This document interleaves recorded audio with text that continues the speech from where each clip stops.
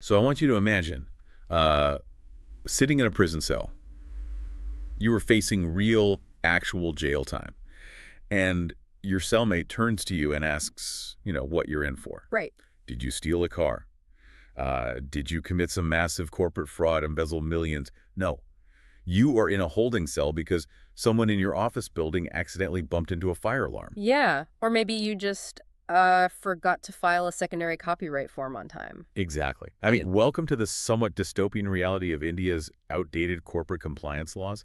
It sounds absurd, but that level of, severe criminalization for minor, everyday procedural hiccups, that has been a terrifying reality for decades. It really has. And it's exactly the structural reality that the Indian government is currently trying to dismantle. Because it's a profound systemic issue that most people don't even realize exists until they are suddenly caught in it. Yeah. I mean, when the baseline consequence for a simple bureaucratic mistake is the loss of your personal liberty, the entire system is basically operating on a foundation of suspicion. Right. It treats you like a threat. Exactly. It treats every citizen, every business owner as a potential criminal first and an economic contributor second. It's a massive governance bottleneck. Which brings us to the core mission of our deep dives today.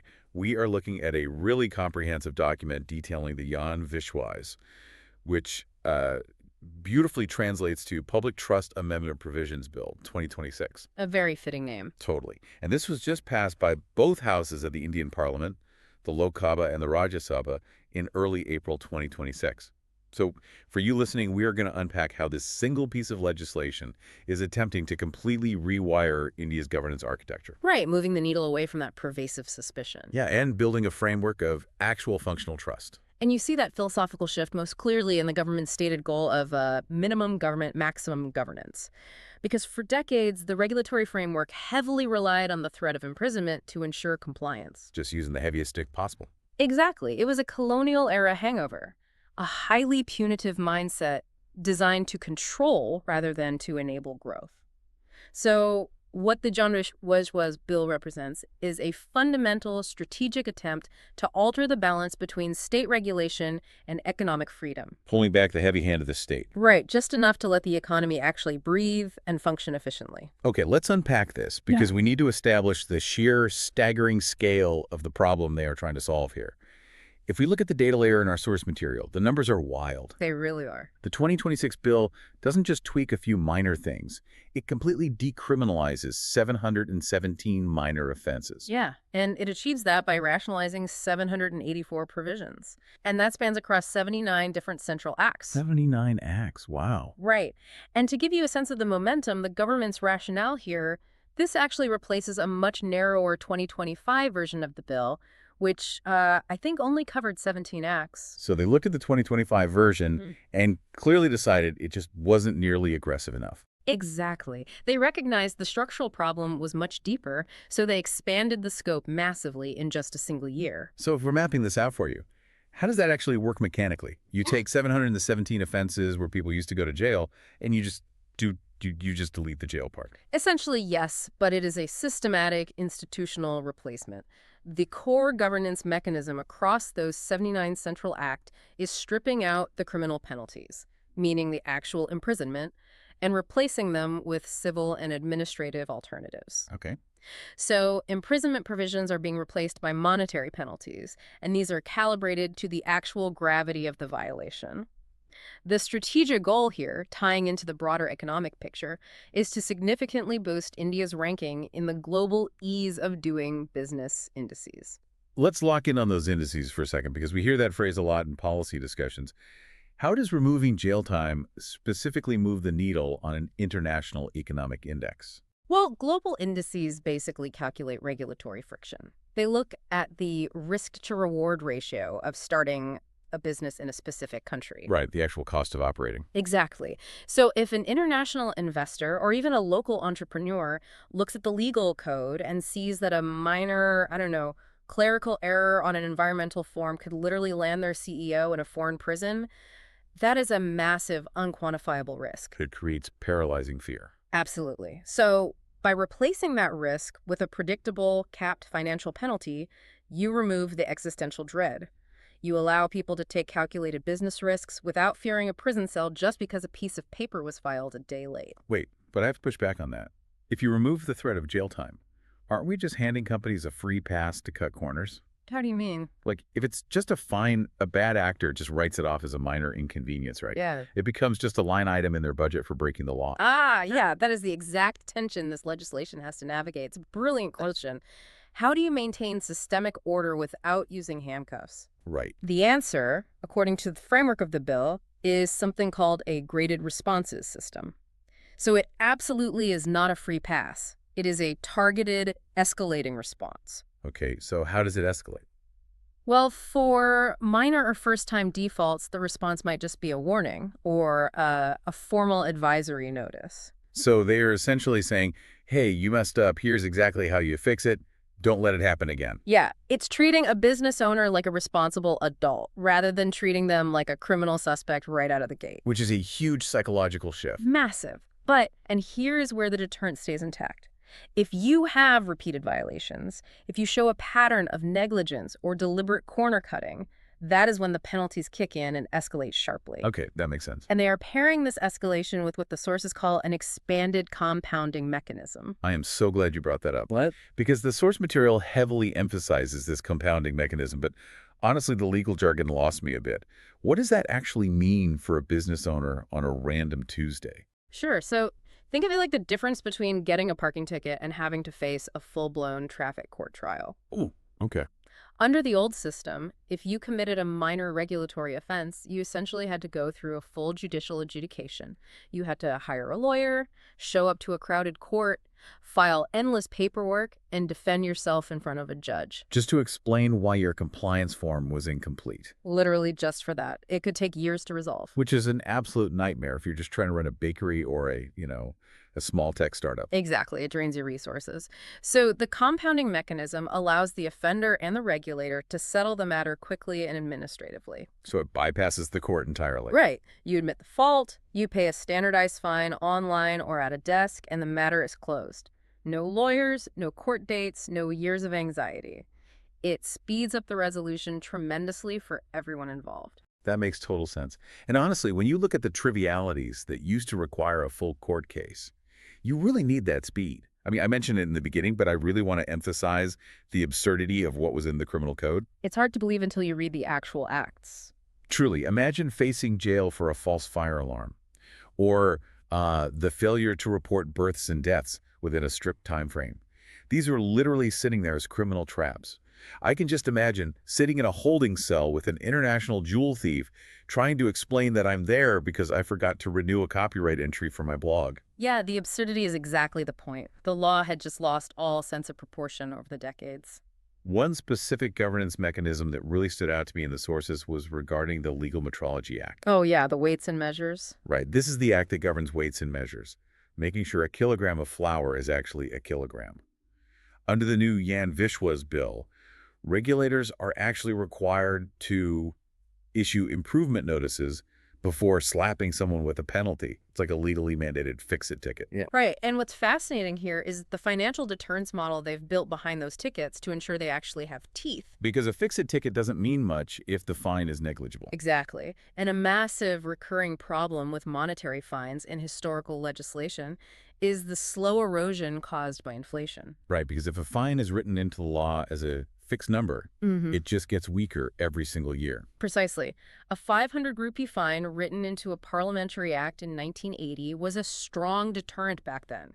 It genuinely hurt a company's bottom line. But today, 500 rupees is barely enough for a decent cup of coffee and a pastry in a major city. Yeah, it completely loses its sting. And historically, the only way to update that fine was to go through the grueling process of drafting a new bill, debating it, and passing it through Parliament, which takes years. A huge waste of legislative time. Totally. So to solve this structurally, the Jan Vishwas bill introduces an automatic 10% increase in monetary fines every 3 years. That is brilliant. It's a self-updating deterrent. Yes, exactly. It ensures the penalties scale organically with the economy, so the regulators don't have to keep going back to Parliament every 5 years just to adjust for basic inflation. It creates a modernized, sustainable administrative framework. The financial penalty remains a genuine, painful deterrent, which completely eliminates the need for the blunt instrument of imprisonment. Okay, so this push to bring businesses out of the shadows and simplify the rules, it isn't just a theoretical policy exercise. Let's look at who actually feels this on the ground. So what does this all mean for different sectors of society? How does this trickle down? Well, the most immediate, profound relief is going to be felt by the judiciary. Okay, how so? The Indian judicial system is notoriously, historically backlogged. We are talking about tens of millions of pending cases. Yeah, the numbers are staggering. So by diverting hundreds of thousands of routine minor regulatory cases away from criminal dockets through this new compounding mechanism, you are actively decongesting the courts. So judges aren't spending their mornings dealing with a guy who, I don't know, printed his product label in the wrong font size. Exactly. You are freeing up highly trained judges to concentrate their time and resources on matters of genuine public significance. Like major financial fraud. Right. Major fraud, massive tax evasion, severe threats to public safety, violent crimes. It is a massive reallocation of judicial resources to where they are actually needed. And beyond the courts, for you, the listener, if you're looking at the broader economic impact, we have to talk about the MSMEs, the micro, small, and medium enterprises. The absolute backbone of the economy. Literally, they employ millions of people, and this bill changes the entire psychological landscape for a small business owner. Let's imagine a guy named Arav, right? Arav runs a tiny packaging unit. Under the old system, the sheer complexity of the laws meant he was always one technical error away from a disastrous criminal charge. And that fear is exactly what keeps businesses like Arav's in the informal sector. They stay hidden. Yeah, they don't want to register with the government, they don't want to apply for official bank credit, and they don't want to scale up. Because in that old system, visibility meant vulnerability. Right. If Arav registers his business, an inspector can show up, find a minor violation under that legal metrology act we talked about, and threaten him with jail. So he stays small, he uses cash, and he hides. But now, if you interlink this with the push for a formal economy, with a predictable compliance environment where a minor lapse just attracts a proportionate financial penalty or an improvement notice, the incentive structure completely flips. It actually encourages smaller businesses to formalize. Exactly. If Arav knows a labeling error just gets him a fix-it ticket, he can confidently register his business. He can get a GST number, apply for a formal business loan to buy new machinery, and participate in the official digital economy. The removal of that criminal terror allows for transparent growth. Right. It's a huge step for Atmanirbhar Bharat, self-reliant India, because it empowers domestic manufacturing at the grassroots level. And what's interesting is this philosophy isn't just happening at the sweeping federal level. The source material highlights how this exact same approach is being applied to untangle hyperlocal friction too. Yeah, the municipal reforms. Right. Tucked away in this massive national bill are municipal reforms specifically for New Delhi. It restructures their property tax, specifically merging and simplifying the building tax and vacant land tax. Which is huge for local administration. And it entirely removes the advertisement tax in the capital. That is a perfect example of addressing ground-level realities. I mean, the advertisement tax in Delhi was a notorious point of friction. Oh, really? Yeah, small shop owners were constantly harassed by municipal inspectors over the size or the placement of their shop signboards. It often led to petty corruption or endless disputes. So by entirely removing it and streamlining those property taxes, the government is cleaning up the hyper-local administrative friction that daily impacts the ease of living. It proves that the maximum governance philosophy has to exist on your local street corner, not just in the halls of parliament. But, as with any reform of this magnitude, we have to do a critical evaluation. We have to look at the blind spots. Absolutely. No government reform is flawless. When you fundamentally change how laws are enforced and take away the threat of the courtroom, you inevitably create new implementation challenges. Which brings us to the central dilemma of the Jan Vishwas bill. This raises an important question. If the criminal courts are no longer handling these 717 minor offenses, who is? Right, the burden doesn't just evaporate into thin air. No, it shifts. It shifts entirely onto the shoulders of regulatory agencies. Administrative bodies. Right. Now, administrative adjudication, that compounding process we talked about, is absolutely faster and less resource intensive than a criminal trial. But It is entirely capacity dependent. Ah, I see where this is going. You are suddenly asking regulatory bodies, who are often already understaffed, to process, adjudicate, and enforce penalties for hundreds of thousands of infractions across the country. Do they even have the institutional capacity for that? That's the question. Do they have the digital infrastructure and the trained personnel to handle that sheer volume efficiently? And that leads right into my biggest concern when I was reading through these sources. If an administrative officer, just a regular government bureaucrat, gets to decide my penalty instead of a judge in a formal, transparent court setting, aren't we opening the door wide for bias or corruption? It's a massive risk. Isn't there a huge risk of them making arbitrary decisions based on how they feel that day? Or worse, using the threat of a heavy administrative fine to extract a bribe? It is a very valid concern, and to be fair to the sources, they explicitly acknowledge this in their evaluation. There is a real, documented risk of excessive discretion being handed to administrative authorities. Because they were acting as judge and jury now. Exactly. When you bypass the rigorous procedural rules and the open hearings of a criminal court for the sake of speed, you risk losing uniform standards. An officer in one district might treat a delayed filing as a minor warning, while an officer in a neighboring district might decide to levy the maximum financial penalty for the exact same offense just because they have the discretion to do so. So how does the legislation attempt to stop that kind of rogue behavior? Well, the bill attempts to solve this by building in what they call appellate safeguards. Okay, what does that look like? The adjudicating officers have defined timelines they must follow, and if a business feels they were penalized unfairly or arbitrarily, there is an appellate mechanism. They can challenge the administrative decision to a higher tribunal. So there is a system of checks and balances. In theory, yes, but, and this is the crucial caveat for anyone analyzing the policy, the actual effectiveness of those safeguards hinges entirely on proper, on-the-ground implementation. Right, because if the appeals process is just as slow, corrupt, and bureaucratic as the old criminal court system, the reform completely fails. Exactly. Furthermore, there is a very real enforcement dilemma that the sources point out. What happens if someone just ignores the fine? Exactly.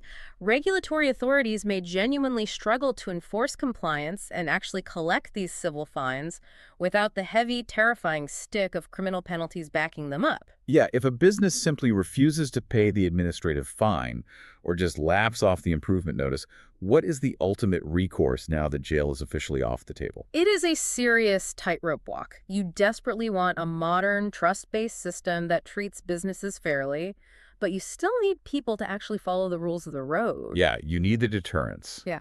So let's bring it all together into a final revision capsule for you. Good idea. The Jan Vishwas Bill of 2026 is without a doubt a monumental historic attempt to end the era of overcriminalization in India. It's a paradigm shift. Truly, it is trading the paralyzing threat of a prison cell for a system of graded, financially indexed penalties and those fix-it tickets. It is offering predictable compliance and breathing room. Breathing room for MSMEs like our hypothetical Arav. Exactly. Guys who just want to formalize and grow without fear.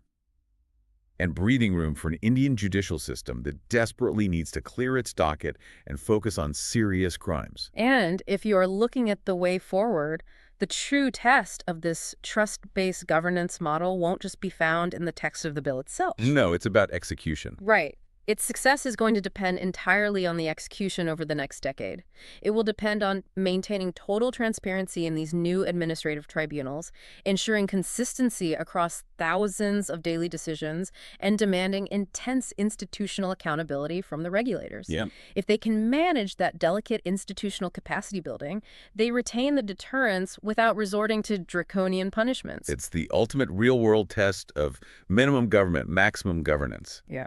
But I want to leave you with a final, lingering, provocative thought to ponder as you go about your day or prepare your analysis. We talked at length about replacing the threat of prison with a system of strictly financial penalties. But if we do that across the board, how do we ensure that compliance doesn't just become a simple cost of doing business for massive multinational corporations? The disparity problem. Right. A giant conglomerate can easily afford to brush off a 10% inflated fine for an environmental lapse or a labor violation. It's pocket change to them. But that exact same fine could financially cripple a local small business owner. It's a huge risk. So how do you design an administrative system that successfully tells the difference between a genuine overwhelmed mistake by a small shop trying their best and calculated budget-approved evasion by a corporate giant who knows the fine is cheaper than actually following the law. That's tough. It is a delicate, precarious balance. And with the passage of this bill, the scales are just beginning to tip.